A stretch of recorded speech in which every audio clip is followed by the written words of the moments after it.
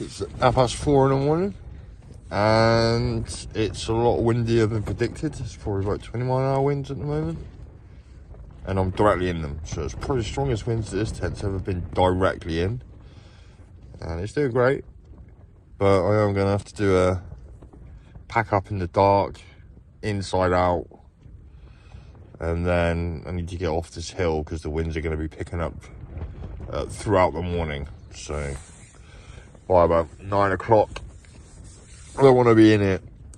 Whether I walk back to Callington or I catch the bus, because I found out where the bus stop is, I might just catch the bus to Callington because the weather looks like it's going to be pretty gnarly all day. So I'm probably just going to hop buses back. So 4:30 in the morning, I'm going to have a coffee, eat something to eat, and then I'm going to have to get off here in the dark, probably. Yeah. Happy days. Drones in the sky. I think something big is coming. I'm getting similar vibes to COVID, to be honest. When people were falling over in China in the streets and it was making the news and it was starting to get quite big. Similar vibes with these drones. Now, I don't know while I've been out for the last 12 hours, 24 hours, if the story is still continued and if there's still drones in the sky. I don't know how much of it is hysteria. People just, anything they see, like I did last night with the lights in the mist. You know, what if I'd filmed that and stuck that on Twitter? Or if I could have filmed it. But is that an example of, you know, my own hysteria? Going along with the narrative, seeing things that aren't there. So is there a, you know, massive element of that? And is the government paying on it? You know, just, oh look, everyone's going for the drones. Ideal. Dust off that Project Bluebeam that we once planned. Maybe that's what it is. But the timing, like Christmas, and leading into January inauguration of Donald Trump, who knows? Maybe that is something that they're thinking about doing. Yeah. Or is it all just, you know, like I said last week, part of a tension strategy to get everyone G'd up, ready for war, for the coming conflict with Iran or Russia or China or whoever it is, all three of them at the same time, as one general boasted. And then finally, there is still the possibility that maybe it's not us, as has been claimed by a White House spokesperson. You know, it makes me think of I think about the Rendlesham Forest case. That was a nuclear armed base in the UK that had drones or unidentified flying objects all over it. So maybe it's that. But I think we're all being played. And if we keep reacting like we are, it may turn into something massive like COVID that could end up with lockdowns and military on our streets and all sorts of new laws and legislations that don't benefit us. And I'm sure they're looking at all these options right now, regardless of what's happening. Yeah, because, you know, never miss an opportunity is the mantra of those in power. Super windy.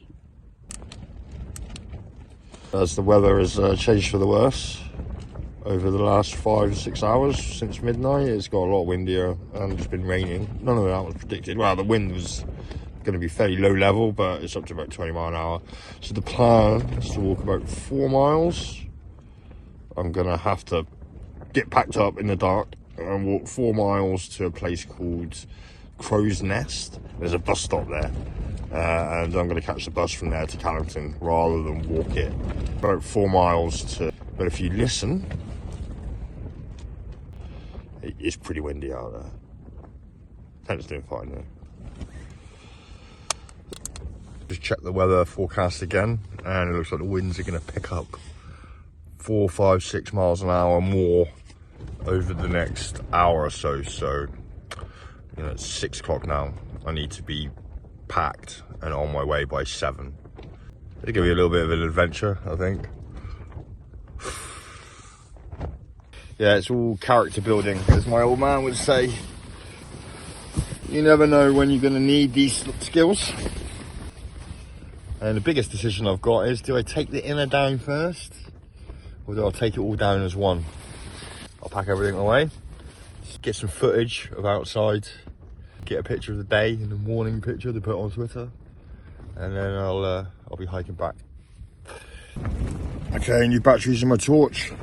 I'm going to go outside, 25 to 7, to check the visibility. And I did say I wanted to do a wind camp, and I've got one. So much for pitching out of the wind. So if you can hear this, let's do this. Down there anyway.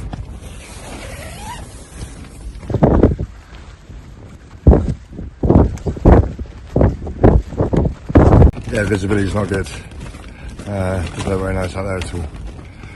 Okay, going back the way I came is going to be tricky because it's an hour and a half until sunrise, or until I get a bit of light. There is another route going down to the road, but it's pitch black out there. And getting the tent down in the pitch black is going to be fun, to say the least. You've got to do these things, yeah? Once I've done this, I know. So you can't see me at the moment. Try to get so the wind's not blowing right in the camera. So I unpacked. That's where I was camped. Pitch black. No visibility. There's a path in that direction somewhere, if you can hear me.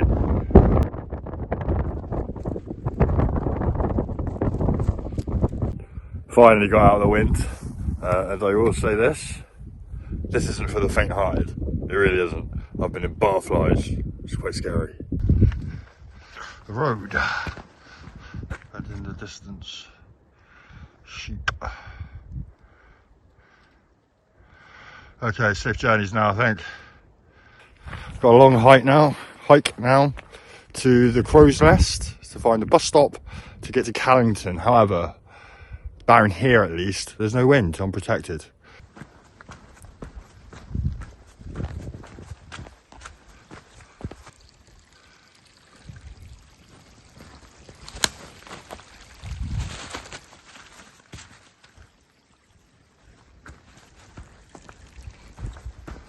When I come out to Dartmoor or Bodmin Moor like I am right now, I'm on my own.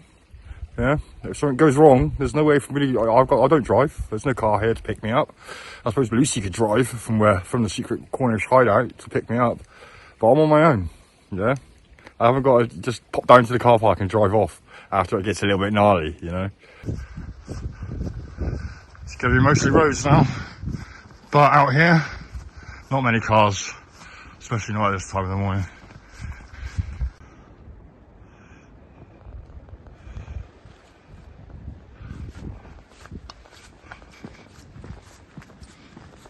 This place is called Henwood. Cool, right? It's so old-fashioned here. They've still got an old-school telephone box. Look, I don't know if it's what's in there. Probably a defibrillator. Oh no, it's books. A bit like where I live. And in the distance, you can see that up there, covered in cloud. That's where I camped. I've done a full circle round.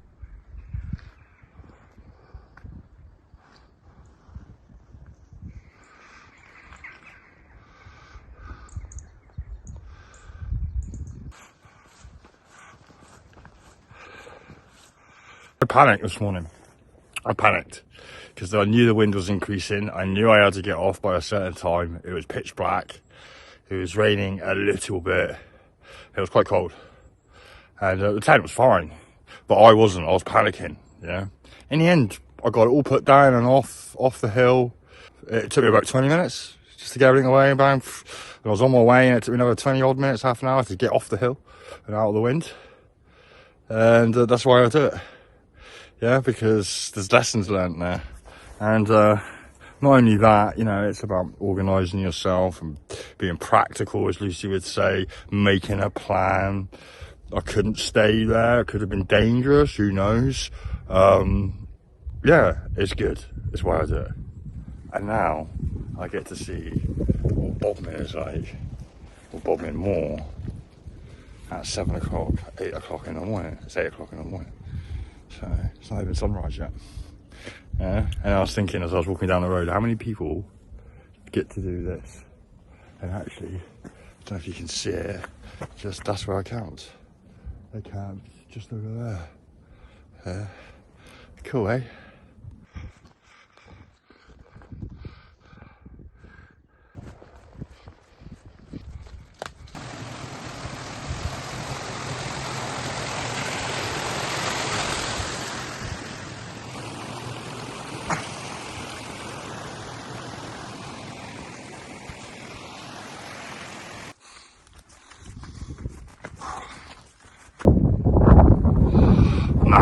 looks like a good place to camp in the future, and it has been noted as such. That looks like the ruins of an old mine, tin mine most likely, considering it's got a big chimney there for smelting.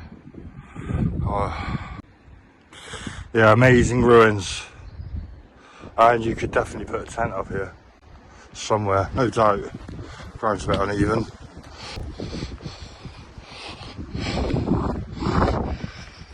You can absolutely definitely camp in there, and although it's all gated off, you can get through the gate over there. So I should definitely be marking this place.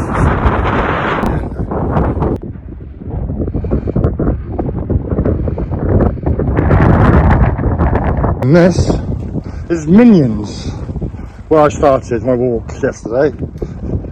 Cool little village. This looks like it's been derelict for years, but Minions is tiny. Look at it, that is it.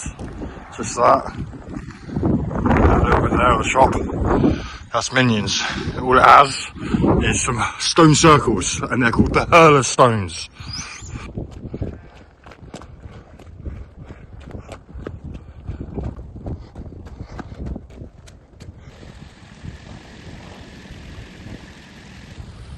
It's old mining country, stone, tin, you name it, it was mined here. And actually it makes for some fantastic scenery. Amazing. Not been that windy either. So I panicked for no reason. Amazing.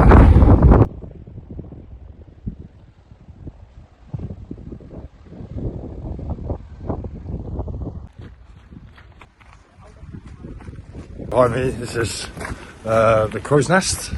So I'm going to get a bus to Carrington, hopefully. Otherwise I'm walking to this guy's. One or the other. Unbelievably, I think I made it just in time. I've got about 5 minutes to go, which is a bit of luck, because I was going really slowly. Kept stopping to take videos and have a look at shit. So yeah, I'm off to Carrington. I'm going to walk around Carrington for half an hour, make a video. And then we'll go to Saltash and make a video there for half an hour. And then hopefully Lucy will come pick me up.